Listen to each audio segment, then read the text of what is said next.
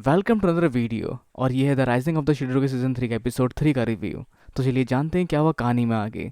The rising of the shield के season 3 का episode 3 में जहाँ कहानी की शुरुआत होती है उस बच्चे से जो एक स्लेव ही होता है, जो बाहर गया था मैच लड़ने की परमिशन को लेकर, जिसके बदले उसको एक भारी कट देना पड़ता है उन लोगों को, और जिसके बाद वो मिलता है अपनी बहन से और उसको दवाई देता है और साथ ही कुछ खाना भी।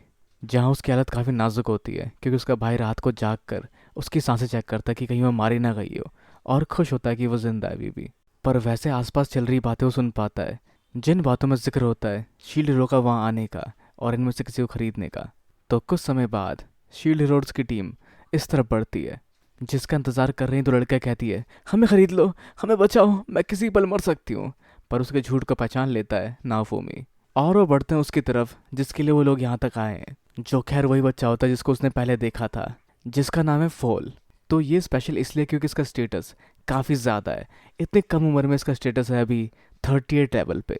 तो वैसे इसका रेस है वाइट टाइगर, जो अपने क्लास के अंदर लेवल 60 तक पहुंच सकते हैं, और उनका क्लास अपग्रेड करने के बाद उनका लेवल 120 तक भी जा सकता है, जहाँ ये काफ़ी स्ट्रांग होते हैं, जो वैसे हीरोज़ के बाद सबसे स्ट्रांग माने जाते हैं, जिनकी कीमत होगी 120 गोल्ड कॉइन्स। तो हाँ, ये वैल्यूएबल हो सकता है, पर इसने कहा कि हमें ख़रीद लो। मतलब क्या है इसका? तो उसके साथ उसकी एक छोटी बहन भी है, जहाँ वो चाहता है कि उसको भी खरीदा जाए क्योंकि शायद वो उसके बिना सर्वाइव ना कर सके।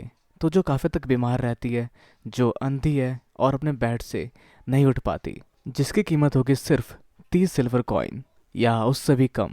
तो अब क्योंकि उसकी बहन किसी काम की नहीं है, जिसकी की कोई भी कीमत नहीं है, जिस वजह से वो जाता है अंडरग्राउंड कॉलेजियम में ताकि उसके खाने और दवाइयों का खर्चा निकाल सके। जो सब बातें कहकर वो उम्मीद करता है कि इससे शील्ड हीरो काफ़ी हद तक भावुक हो जाएगा, पर वो जानता है कि वो लोग उससे इसके बदले कमीशन भी लेते हैं। तो आगे वो उनके केज का गेट खुलवा कर अंदर जाके मिलता है उस लड़की से, जो उसके बारे में पूछ के उसे कहती है कि मेरे भाई का ख्याल रखना। पर जो वो चाहती है वो नहीं होगा, क्योंकि तभी वहाँ शील्ड हीरो उसकी बीमारी और उसके बारे में जानकर उसको स्कैन करके देख पाता है उसकी बीमारी का क्योर, जो पोर्शन होता है उसके पास मौजूद, जिसको निकाल के वो पिलाता है उसको। पर जिससे पहले नाफूमी पूछता है उसके भाई से कि क्या तुम तैयार हो सारी ज़िंदगी इस दवाई का कर्ज उतारने के लिए, जहाँ वो तैयार है हर एक कर्ज उतारने के लिए नाफूमी का। तो जिसके बाद नाफूमी पिलाना शुरू करता है उस पोशन को उस लड़की को, जिसके बाद वो काफ़ी हद तक ठीक महसूस करने लग जाती है। जो दवाई अलग अलग डोज में पिलाई जानी है उसको, जिसका एक छोटा सा डोज अभी दिया गया है इसको। तो आगे नाफूमी उसको गोदी में उठा लेता है और फैसला करता है इन दोनों को खरीदने का। जिसके बाद ये लोग पहुँचते हैं वापस गाँव की ओर, और अब क्योंकि इनके पास बहुत सारे और स्लेव हो चुके हैं, तो ये और रहने की जगह बनाते हैं। पर इतने लोगों के बावजूद भी इनका डिफेंस अभी भी काफ़ी कमज़ोर है, और अगर इन्हें सुरक्षित रहना है तो इन्हें अपने डिफेंस पर जल्दी काम करना पड़ेगा। और वैसे एटला हर बार के अपने नए डोज के साथ और ठीक होती चली जाती है। तो खैर आगे मेल्टी और नावो में बात करते हैं इस जगह के बारे में, जहाँ इनके पास पहले से ज़्यादा लोग आ चुके हैं। तो उनके बारे में क्या किया जाए, मतलब उनका ख्याल रखना पड़ेगा और स्ट्रेटेजी सोचनी पड़ेगी जिससे ये और बेहतर कर सके। तो खैर जैन की मीटिंग के बीच में आ जाती है सैडीना, अपने हाथ में अल्कोहल लिए, जिसको रोकती है रेप्टिलिया और उसे नाराज़ हो जाती है। पर खैर आगे हम बढ़ते हैं एटला की ओर, जिसके जख्म और शरीर पूरी तरह से ठीक हो चुके होते हैं। बस अब कुछ समय और लगेगा जब वो अपने पैरों पर भी चल पाएगी। अब वैसे उसके बाद वहाँ से नावो में निकलता है किसी और गांव में ट्रेड करने के लिए, जहाँ वो कहता है इन सबको अपना ख्याल रखने के लिए और एटला को ट्रेनिंग करने के लिए चलने की।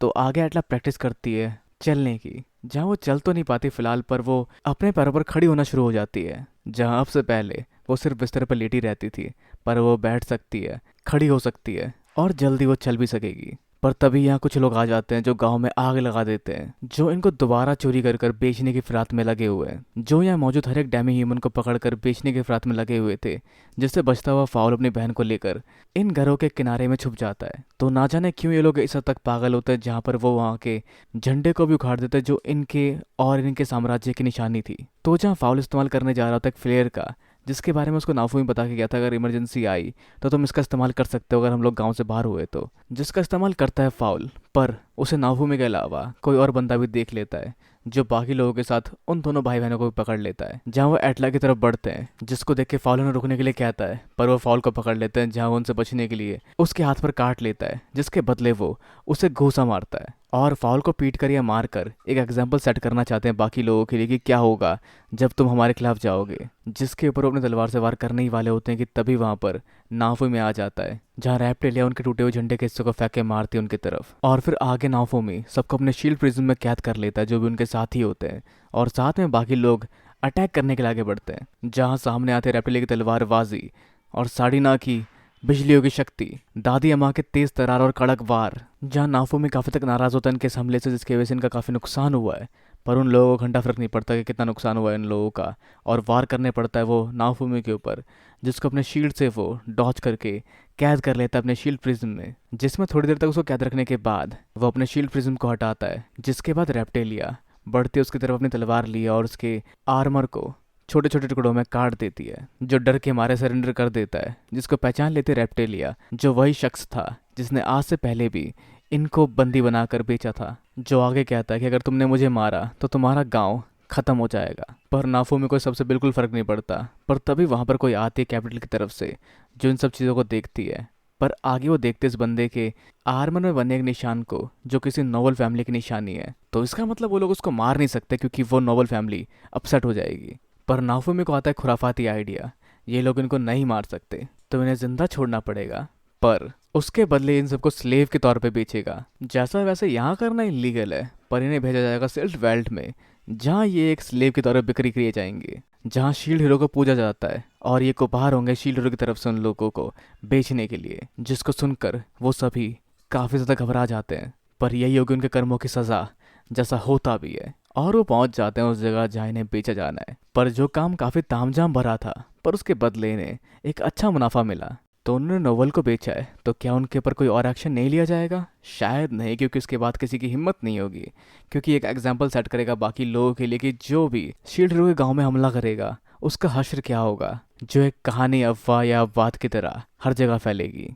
और इस तरह से बिके वो नोबल स्लेव्स भी एक अच्छे दाम में बिक पाते हैं। तो वैसे आगे एटला बात करना चाहते हैं नाफूमी से कि जब उन पे हमला हुआ उस समय वो कुछ भी नहीं कर पाई, वो बस खाली तमाशा देख रही थी वहाँ पर, वो एक बोझ बन गई उसके भाई पर।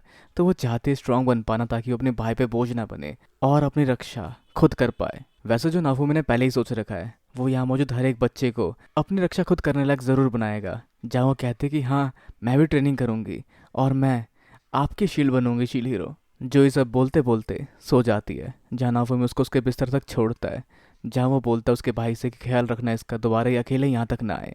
जिस पर वो कहता है कि मैं ऐसे रक्षा नहीं कर पाऊंगा एटला का, मुझे स्ट्रांग बनना है। तो दोनों ही भाई काफ़ी हद तक एक जैसे ही है, जहाँ पर आगे नाफूमी कल इसके लिए कुछ ना कुछ ज़रूर करेगा, जिसके लिए वो पहले रीसेट करता है साडीना और फॉल के लेवल्स को, ताकि वो एडवांटेज ले सके नाफूमी के हीरो बफ्स के। वैसे साथ ही उसको बाकियों के लिए भी कुछ ना कुछ ज़रूर करना है, ताकि वो सामना कर सके फिनिक्स के अटैक का। तो ये लोग किंगडम में घूम रहे होते हैं, जहाँ इन्हें दिखता है वही राजा, जो शील्ड हीरो को देख के गुस्से में आ जाता है। पर तभी वो वहाँ देखता है वो एटला को, जिसे देख ना जाने क्यों वो शांत हो जाता है और अपने घुटनों पर आकर एटला के बराबर बैठ जाता है और उससे पूछता है तुम्हारा नाम क्या है।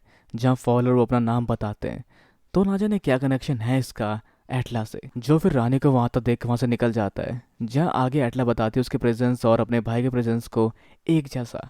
अब जहाँ आगे ये लोग मिलते हैं रानी से और बात करते हैं किंग के उस बिहेवियर के बारे में, जिसको सुन वो देखना चाहते करीब से एटला को, और आगे बताना शुरू करती है कहानी स्टाफ हीरो के हीरोपंती की, जिसका नाम था लोग लेंसरस फरवरी। पर अपनी बहन के लिए उसने अपने नाम और देश को त्याग दिया और मेल्ड्रोमैक का एक आम सैनिक बन गया, जिसने खूब प्रसिद्धि और नाम हासिल किया। वो जो भी करता वो अपनी बहन के लिए किया करता था, जिसे दुनिया ने बार बार आजमाया। जहाँ बाद में उसकी बहन को किडनैप कर लिया सिल्ट बेल्ट ने, और अपनी बहन की गुमशुदगी में वो गुस्से, नफरत और बदले की भावना से भर गया, जिसके बाद उसने अपने राजा टायरन गा फायोन को हरा दिया। तो इन सब कहानियों को बताने के बाद मेन मुद्दे की तरफ पहुंचती है क्वीन। तो अहम बात यह कि इन लोगों ने ढूंढ लिया है स्पेयर हीरो मोटो यासुसामा को, जिसके साथ होगी विच नाम वाली राजकुमारी मेल्टी। तो जिसके साथ आगे शुरू होता है ऑपरेशन स्पेयर हीरो को पकड़ने का, जहाँ शायद मेल्टी को पकड़ना भी एक अहम कारण होगा। तो क्या कर रहे हैं दोनों साथ में और क्या करने वाले हैं, या फिर क्या षड्यंत्र रच रहे दोनों साथ मिलकर, ये सब हम जान पाएंगे इसके अगले एपिसोड में। तो खैर वो आपके सोचते हैं कि क्या हो सकता है the rising of the shield hero के सीजन 3 के एपिसोड 4 में। अपने विचार हमें नीचे कमेंट बॉक्स में बताना बिल्कुल ना भूले। इस वीडियो को लाइक, शेयर और चैनल को सब्सक्राइब करना भी बिल्कुल ना भूले। तब तक के लिए मिलते हैं अगली वीडियो में। Sayonara and have a nice day.